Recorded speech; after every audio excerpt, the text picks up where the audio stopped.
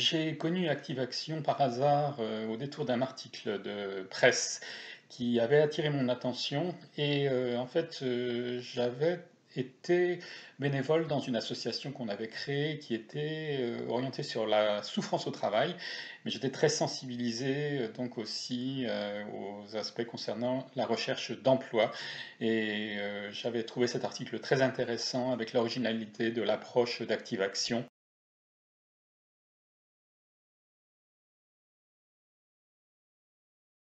Le rôle d'ambassadeur donc était tout à fait naturel pour moi puisque mon intention c'était effectivement de pouvoir contribuer au développement d'ActiveAction sous les différentes formes auxquelles je pouvais apporter donc ma contribution en tant qu'animateur par exemple ou ambassadeur, donc un rôle très très naturel pour faire connaître ActiveAction autour de moi.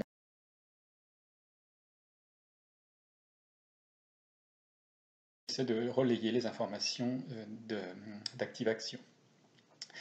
Donc c'est quelque chose, encore une fois, qui pour moi s'inscrit dans une contribution complètement naturelle, avec d'autres efforts que j'essaie de faire pour ActiveAction.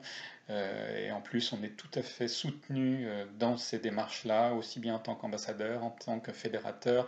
Et c'est une façon pour moi de s'intégrer aussi dans ce réseau et dans cette communauté très bienveillante et que j'apprécie à chaque fois.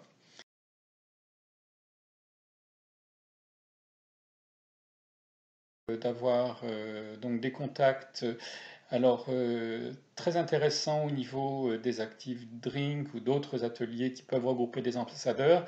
Ce que je trouve aussi et que j'ai pratiqué et qui est assez complémentaire aussi, c'est d'avoir parfois des contacts euh, de par deux, donc pas au niveau des groupes, mais de pouvoir avoir des échanges un petit peu plus personnels, parce que c'est une façon aussi de partager des expériences, et donc je trouve ça en tout cas pour moi très bénéfique.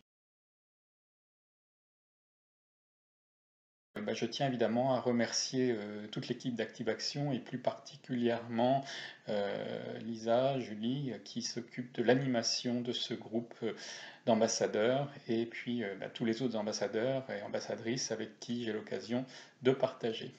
Et je vous dis à très bientôt. Au revoir.